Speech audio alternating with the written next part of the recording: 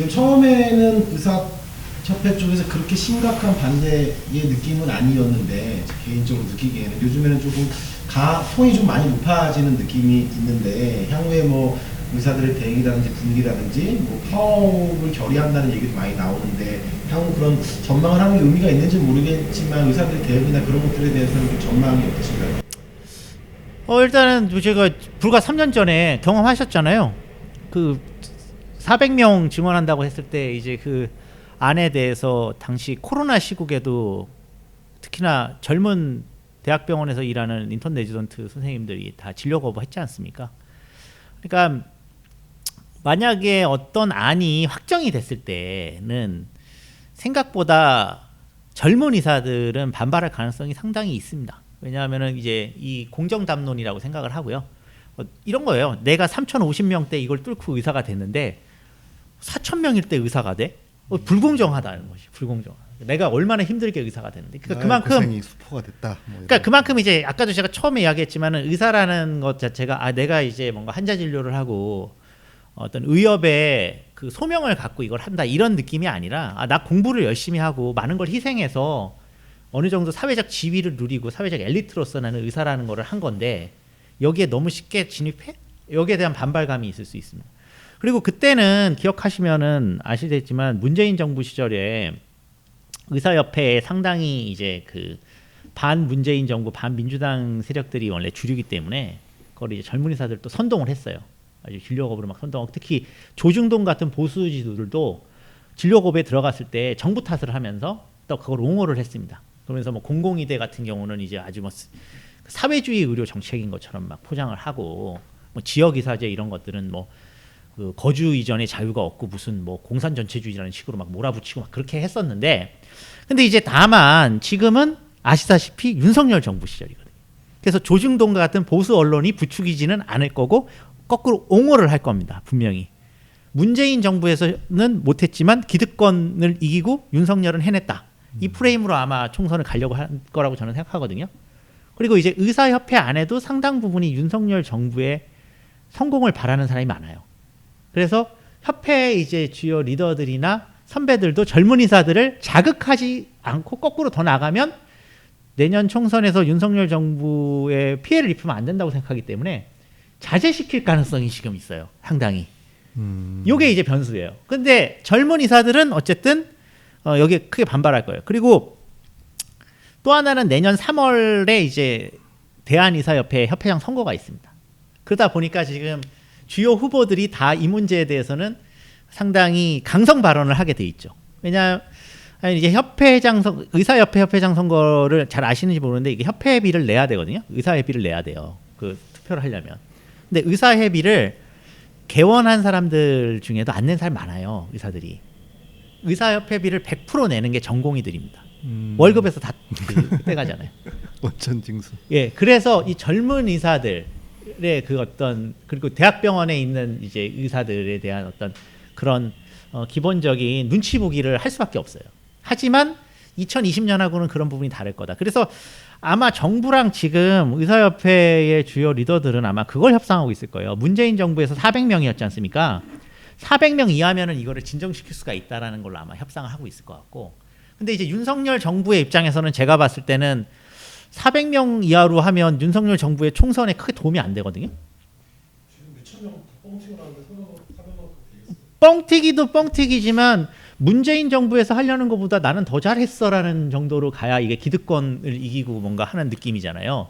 어차피 지금 이 정부에서 의사수 문제는 정치적인 총선용이지 아까 제가 앞서 발언했지만 진정성은 없는 거거든요. 건국구조나 뭐 이런 것 때문에 하는 게 아니기 때문에 그냥 숫자만 중요한 거예요. 이 사람들은. 그리고 이제 거기에 연동되는 지금 사교육 시장하고 본인들의 지지 기반인 강남이나 이런 데 있는 이제 학부모들의 지지도 이제 같이 연동이 되죠. 아무튼 이제 이런 부분들만 생각하는 거예요. 아주 그 시장주의적인 측면에서만 이거 접근하는데 근데 이제 그렇게 됐을 때 숫자가 만약에 1000명이 넘어간다. 그러면 이제 젊은 의사들이 아마 가만히 있지 않을 거라고 저는 생각을 해서 변수는 곳곳에 있다. 그리고 다음 주 이제 17일에 의사 결의 대회가 이제 대한의사협회 주도로 있고 또 지금 또 의협 회장님께서 지금 머리 삭발하셨잖아요. 그리고 삭발하셨고 그 삭발하는 과정이 회복도 하는데 뭐 삭발 정도는 뭐. 전 의사 회장인 우리 최대집 또 회장님 오셔가지고 또 힘을 실어 주셨어요. 근데 이제 재밌는 게 최대집 회장께서는 지금 윤석열 탄핵 집회 나가시거든요. 네, 최대집 회장께서는 그 이제 극우 보수파 중에 이제 변희재파에 속해가지고 그쪽은 다 지금 탄핵 집회 나가잖아요. 그래서 이제 반 윤석열 쪽이라서 지금 먼저 간 거예요. 지금 친 윤석열 쪽인 이제 협회 리더들은 말은 의사수 증언에 반대한다고 말을 하지만 사실은 뒤쪽으로는 진정시키고 있을 것이다. 저는 이렇게 판단을 합니다.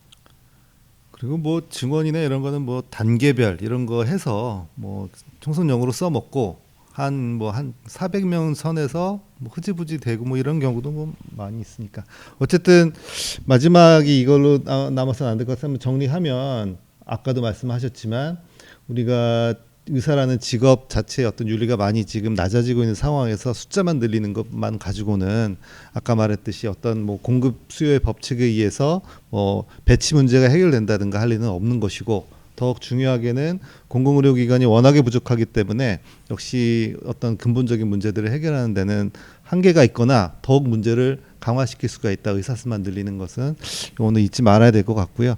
결국 다시 돌아오면 공공의료 확충이 굉장히 중요한 문제고 이건 단순히 코로나 시기에만 기억해야 될 문제가 아니라 우리나라 의료 체계에 지금 뭐 이런 필수 의료가 부족하고 지방의 의료 공급이 부족한 이 문제를 해결하는 아주 근간을 해결해야 될 아주 기초 공사가 아닌가라는 좀 생각이 듭니다.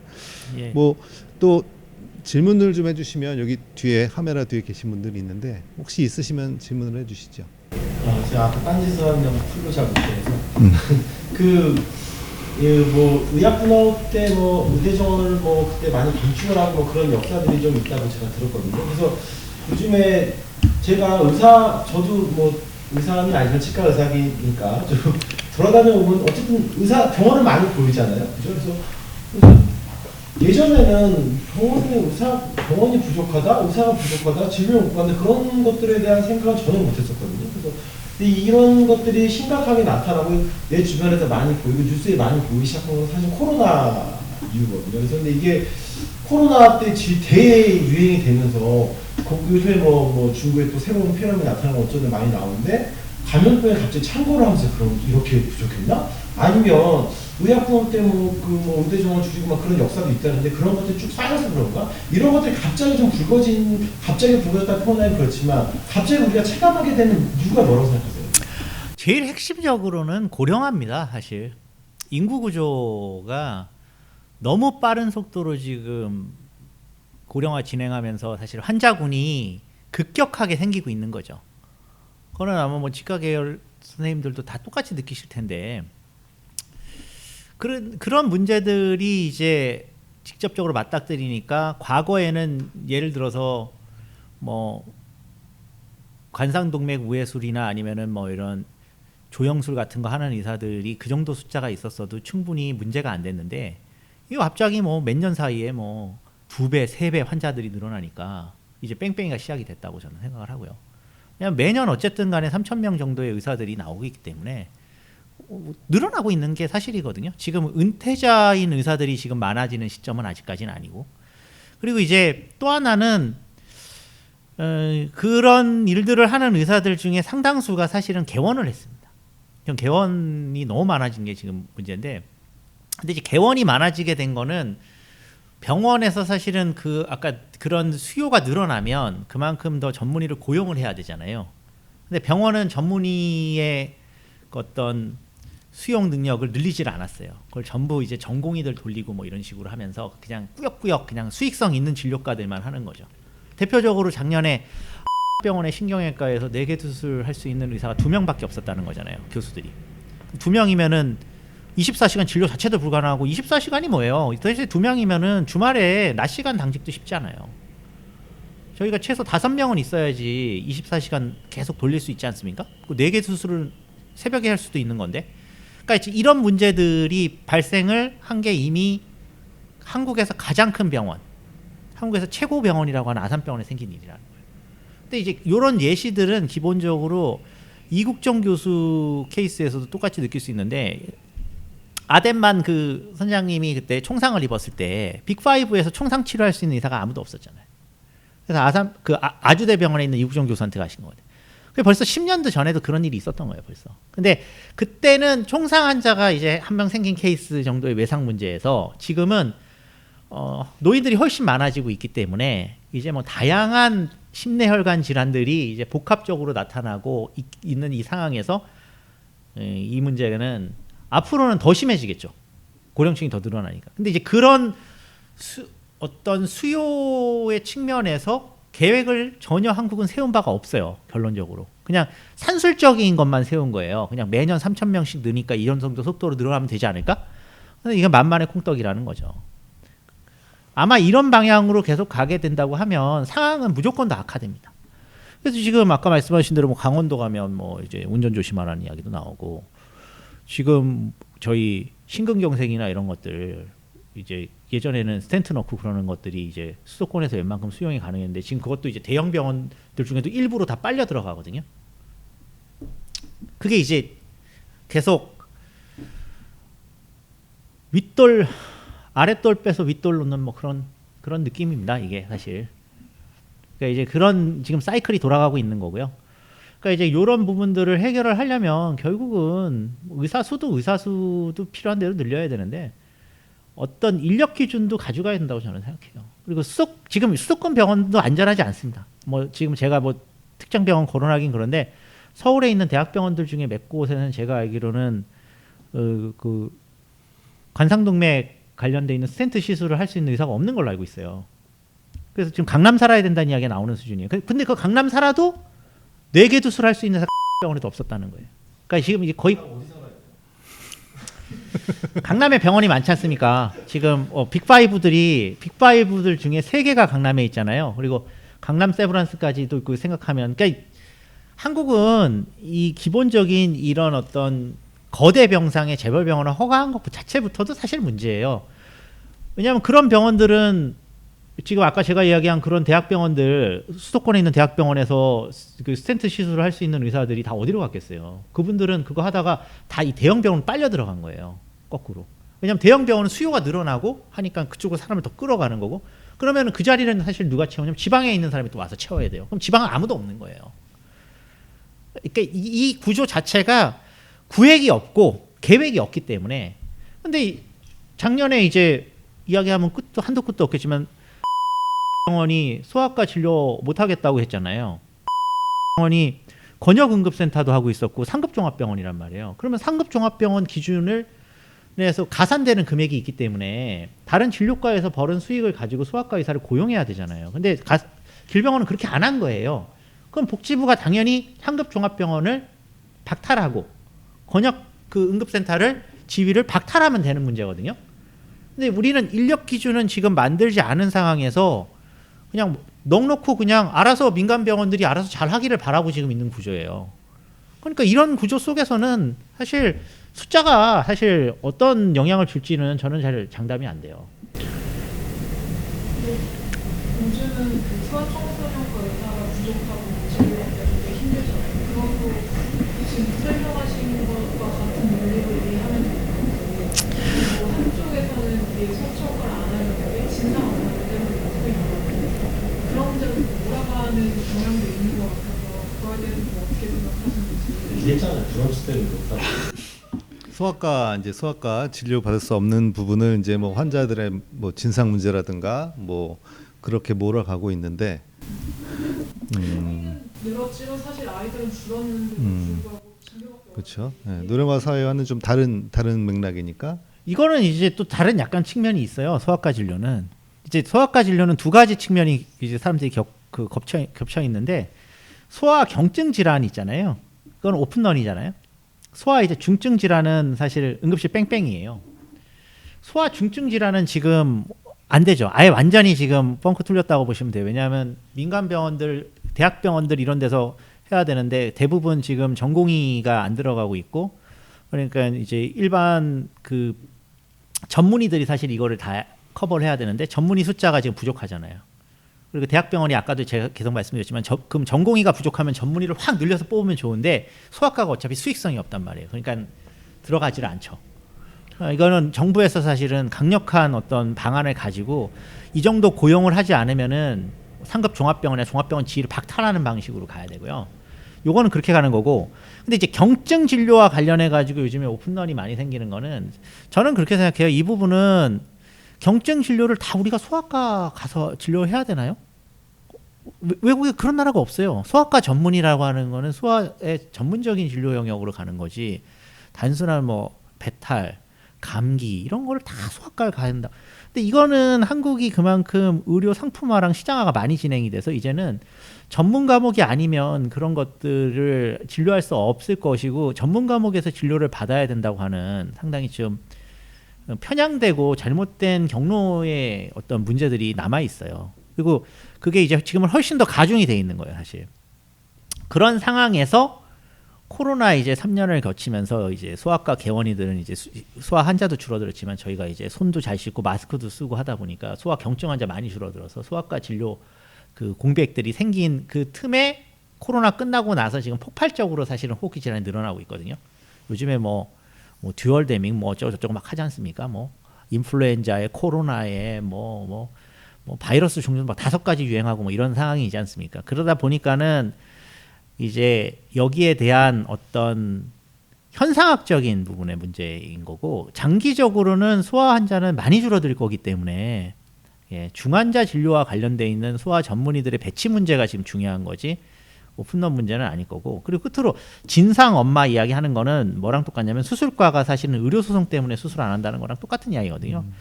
이게 이제 환자 탓을 하는 건데 물론 이제 그런 어떤 분위기가 지금 점점점 더 커지는 건 맞아요. 뭔가 이제 환자와 의사 사이의 관계가 이 신뢰 관계에서 전문가와 비전문가의 어떤 신뢰 관계 속에서의 어떤 납보가 형성되는 과정이 아니고 한국이 이제 소비자와 물건을 구매하는 소비자와 공급하는 그냥 자영업자의 관계처럼 이렇게 이제 변질이 되다 보니까 생기는 일인데 이 피해는 이제 우리 사회가 다 겪겠지만 그렇다고 이 문제 때문에 그렇게까지 심각한 문제가 발생한다고는 저는 좀 생각하기가 좀 어려울 것 같아요. 왜냐하면 그런 진상업만 옛날부터 있었고 그리고 의료소송 건도 항상 많이 있었던 것이죠. 근데 이제 점점 불신이 심해지고 이제 수술실 CCTV도 의무화가 되고 이러면서 이제 이런 것들을 부추기고는 있겠지만 그것 때문에 소아과 지금 진료 지원이 줄어든다고 생각하지는 않습니다. 그러니까 팩트만 말씀드리면은 소아과 지원율이 급격하게 떨어진 거는 2020년부터거든요. 2020년, 2021년, 2022년, 2023년 이렇게 지금 4년 동안 가면서 거의 18%까지 떨어진 거잖아요. 그전에는 소아과는 미달과도 아니었어요. 그러면 갑자기 지금 이렇게 된 이유에 대해서 생각을 해봐야 되는데 한국 의료가 얼마나 시장 중심적이냐면 2020년에 보드 따고 나온 소아과 전문의들이 코로나가 딱 터지면서 취직 자리가 없었어요. 나오자마자 그냥 개원은 못합니다. 대부분이. 그러다 보면 이 신호를 제일 민감하게 생각하는 게 의대생들이죠. 그리고 인턴들. 다 아시잖아요. 동아리 같은 거 해서 어이씨 형성이 형 소아과 나왔는데 취직 안 됐대. 들으면 깜짝 놀라는 거죠. 그래? 소아과 가면 안 되겠네? 그냥 그 자리에서 그냥 곤두박질 칩니다. 그게 과거에 산부인과나 이런 데서 똑같이 나타났던 거예요. 산부인과가 경쟁과다가 1, 2년 만에 폭락했대가 산부인과 전문의가 나가고 나서 취직이 안 된 시점이 있었어요. 한두 번. 옛날에 영상의학과도 그런 적이 있었습니다. 영상의학과도 영상의학과 전문의가 되고 보드를 땄는데 취직 자리가 없는 거예요. 취직 자리 없으면 어떻게 해야 되느냐? 그냥 일반적인 병의원에 부원장 들어가가지고 감기 환자 봐야 되잖아요. 근데 그거를 다른 사람들은 잘 못 느끼는데 의사들은 잘 알죠. 선배들이니까. 그럼 즉시 그 반응이 나타난다고. 거꾸로 저 진료과 지금 나가가지고 개원했는데 저 형이 돈을 이만큼 벌었어. 그러면은 갑자기 이게 상황이 달라져. 그게 최근에 드러나는 게 과거에 미달과하고 인기 없었던 마취과가 최근에 그 지원율 보시면은 막 150%, 160%잖아요. 통증이 지금 이제 고령층이 늘어나니까 통증의학과 잘 되거든요. 마취 통증의학과 지원해가지고 또 그렇게 되다 보니까 대학병원의 마취통증의학과 교수 자리도 많아졌어요. 왜냐하면 대학병원에 있는 마취통증의학과 교수님들이 나가서 개원을 해요. 그럼 그 빈자리를 전문의들이 들어가서 또 교수를 채울 수가 있죠. 그러니까 이런 사이클이 돌아가는 곳들은 아주 빠른 속도로 그걸 또 인지를 해요. 그러니까 그만큼 이 시장 이존성이 강하다고 말씀을 드릴 수가 있고 아무 계획도 없고 사실 정확하게 이야기하면 무정부주의적인 거예요. 이거는 사실 무정부주의적인 의료 공급이 있기 때문에 다 생긴 일이에요. 국민들도 다 피해 보시는 거고. 정부가 있고 기본적인 사회 계획이 있고 사회복지가 있는 나라에서는 하면 안 되는 일을 지금 계속 하고 있는 겁니다. 한국이. 뭐 예를 들면 아까 말씀하셨지만 뭐 그 소아과 중증 진료를 병원이 안 하겠다고 하면 당연히 그 병원에 대한 어떤 제재가 가해져야 될 것이고 이런 것들이 이제 국가가 해야 되는 역할인데 뭐 옛날에 만약에 뭐 전두환이나 이런 시절이었으면 병원장들 데려다 놓고 뭐 기합 주고 그랬을 것 같아요. 그러면 바로 그냥 뭐 전공이 뽑고 돈 넣고 그랬을 것 같은데 이 사람들이 배가 불러가지고 뭐 어쨌든 국가가 적극적인 역할을 해야 되는 게 이제 복지 분야고 특히 이제 보건의료 분야인데 국가가 사실은 그동안 너무 손을 놓고 있는 게 가장 큰 문제가 아닌가 생각이 듭니다. 그리고 국가가 이렇게 철저하게 규제에 들어가고 관리를 한다는 것 자체가 어떤 의사의 직업 윤리를 다시 세울 수 있는 기회를 주는 것이고 그 안에서 자기 적성에 맞고 필요한 필수 과목을 공부한 그 의사 친구들이 자기 직업 안정성이고 자기 전망을 좀 안정되게 바라볼 수 있는 그래서 학문도 발전하게 되는 뭐 그런 체계를 갖고자 하는 게 우리의 이제 이야기의 정리인 것 같은데 돌아오면 의사 수를 좀 어려움이 있겠구나 이런 생각이 듭니다. 자, 오늘 이 얘기가 좀 쉽진 않고 왔다 갔다 했던 얘기들이 조금 있기 때문에 아마 이거 편집하시는 분은 죽어나시지 않을까 싶은 생각이 들어서 제가 마지막으로 특히 듣는 분들도 좀 편할 수 있게 제가 질문을 드리면 한 문장으로만 대답을 좀 해주십시오. 조금 시간이 딜레이 되셔도 돼요. 우리가 편집을 할 거니까. 자, 의사 수를 많이 늘리면 의사 수급의 문제를 해결할 수 있다. 없다. 없다. 예, 의사 수를 늘리는 것으로 배치와 수급 문제를 해결할 수는 없습니다. 그러면 어떻게 해결해야 되나? 두 문장으로 해주십시오.